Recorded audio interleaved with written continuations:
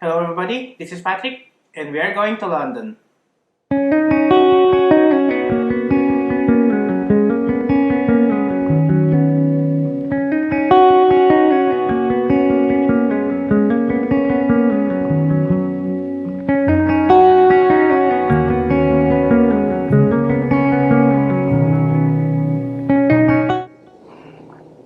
Nung nakaraang taon, na-meet ko yung ilan sa mga Fujifilm ambassador sa Pilipinas. So, na-meet ko si Romel Bundalian, Lucas Lau, and Raymond Tanueco. So, pag sinabi mong Fujifilm ambassador, sila yung mga nasa top of their game. The good thing about dun sa mga Fujifilm ambassadors natin sa Pilipinas, they are very approachable and they are very supportive. Siguro dahil malakas ang support ng mga Pilipino sa Fujifilm, dahil sa mga ambassadors natin. Ngayon nandito ako sa United Kingdom. Nagkaroon ako ng pagkakataon para ma-meet ang isa sa mga Fujifilm ambassador nila. That is Kevin Mullins. And for me, itong meetup na to is a little bit special.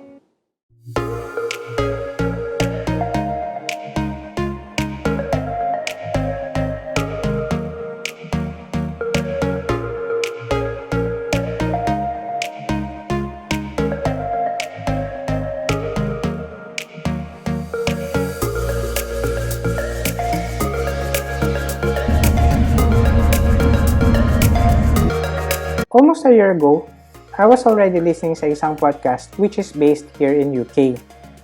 And to celebrate their first year anniversary, they decided to have a meet and greet and recording of their anniversary podcast in London. So sabi ko, this may be my chance to meet them.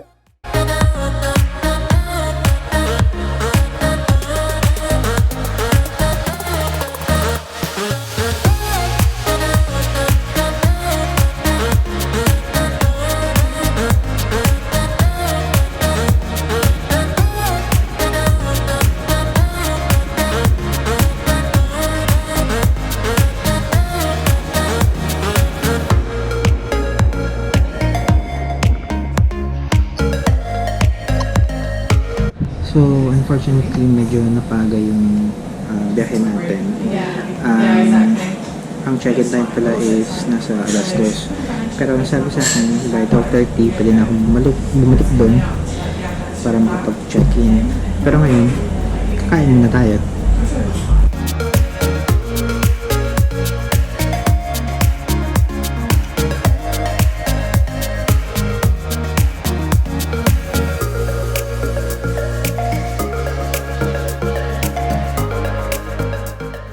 So, ito yung room natin.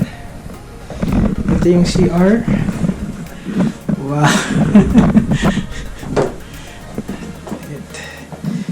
Okay lang. So, pag-usapan muna natin ngayon kung bakit tayo nandito sa London. Nandito tayo kasi sa London ngayon para umattend ng first year anniversary ng Fujicast. Ngayon, sa Fujicast, podcast yun. Ang host ng show na yun is si Kevin Mullins and si Neil James. Well, nagtatrabaho siya dati sa BBC Radio 15 years ago. And then nag-shift siya sa photography.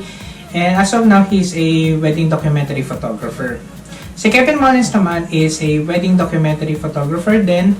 And isa siyang Fujifilm ex-ambassador. And doon sa podcast, lahat ng mga pinag-uusapan doon is not only Fujifilm, hindi lang camera ng Fujifilm. They talk about all things about photography. So, it doesn't necessarily, hindi naman ibig sabihin na hindi ka Fuji user, hindi ka na makikinig dun sa podcast nila. So, kahit anything about photography, pinag-uusapan nila. Kung may mga tanong kayo regarding sa mga Fujifilm X cameras, pwede kayo magtanong doon, punta lang kayo sa website nila and sasagutin nila yun. And then, meron din silang fini-feature ng mga photographers, dinidiscuss nila yung mga experiences nila, opinions nila about photography. So, I do suggest you check it out. And ngayon is around 1:15. So, pahinga lang tayo sandali ng 15 minutes. And then later on, we are going dun sa House of Photography kung saan nila gaganapin yung first year anniversary. Ayun. Ayaw lang natin ma-date kaya nagtakta na tayo. So, first time natin kumakasalong tatansi. Ito yung itsura niya.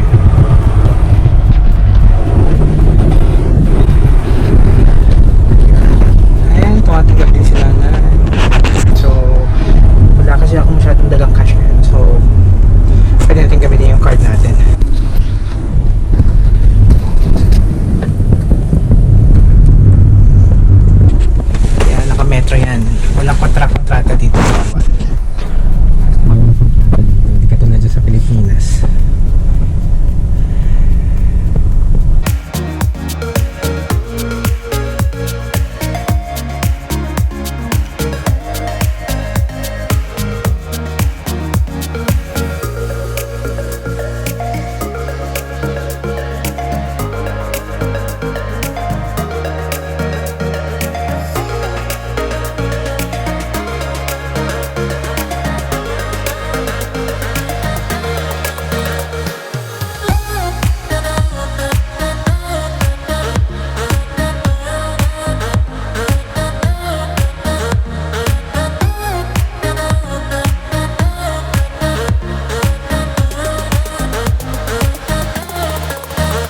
So ito naman yung mga units nila.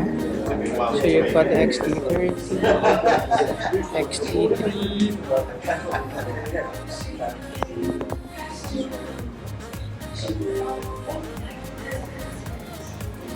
X100F, and this is the Dura Silver. Parang gold siya actually. So Dura Silver X Pro 3. And this is the notorious back-sided na screen.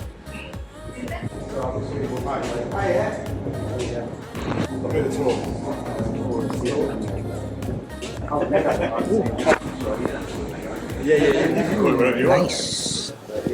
5140. Meron ako neto 55 to 200. 1855. 50. 23. And, well, may XA70 na rin sila dito.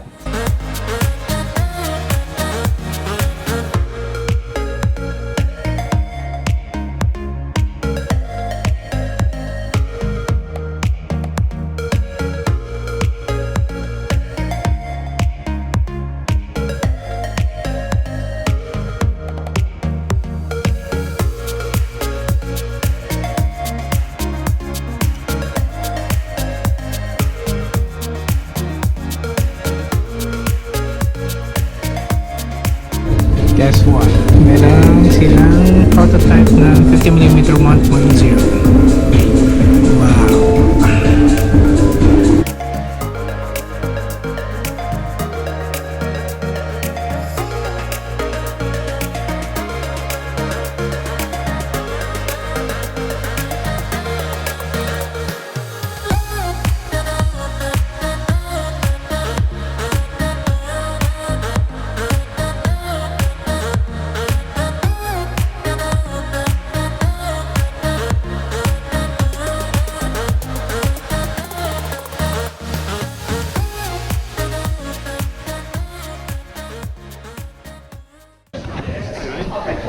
First of all, thank you very, very much for coming along. We really appreciate your time and some travels that people have made.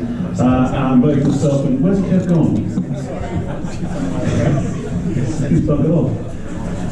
Both myself and Kev are very, very appreciative of it.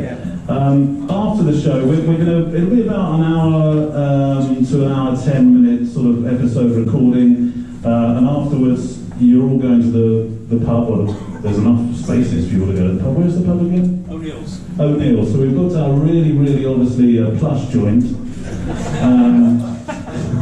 O'Neill's.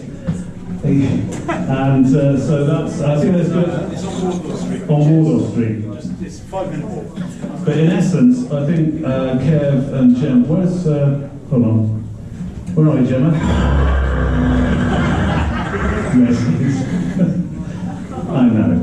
I think Kev and Gemma are going to lead the way, so if you would like the pipe and just follow them into the pub. We play, we spent some money, there we go. I like the noises. Gemma? This will obviously sound louder when you listen to the actual show, but you'll get the idea. I think I've got that one. Here we go. So, the good prizes are first. Oh, good questions. Thanks, JP. Right, here we go then. Right, we good? Microphone in front of you, dear. Right. Okay. Big red button. I'm not so sure, Kev, I've ever had to share you with this many people. Not in podcasting, for that context. Right. Welcome to the first birthday bash recorded live at the House of Photography in London's Trading Company.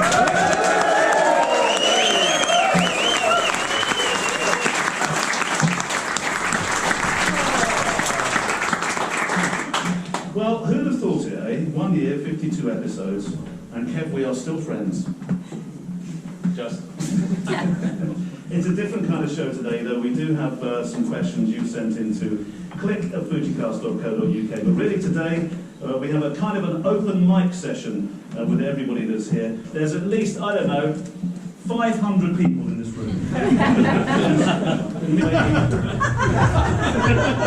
Just arrange find a staff member of the family in a few weeks' time, obviously, but no, actually it's the course that we're talking about. So I don't use it for maybe raw file, but for images that I think look a little bit, they can just need a little bit of cleaning up. About 12, 14 years. I know your work, it's amazing. Right, thank you. But I suddenly got to a point with weddings where I sort of... So, but, you know, it's not going to be long, is it? Probably this year you'll see some 8K cameras, so 8K is 35 to 23, great format, but I was still using it on DSLRs. When mirrorless sort of started to crop and shoot 2-3 rolls of film to get now that one image, and that for me is, I used to handprint contact sheets, so to look back and see some of the... Pleasure. Very, very kind of you. Well, I tell you, JP, I was, when we not WPDI in New York, I was the... I think we should do the disasters. Yeah, there we go. During that time, nandun din si Andres Georgianes. Siya yung parang head manager ng Fujifilm sa UK. So, yung mga karagdagang technical questions regarding Fuji cameras and future plans na, well, as much as possible, sinasagot niya. Pero may mga sitwasyon na tikam ang bibig niya.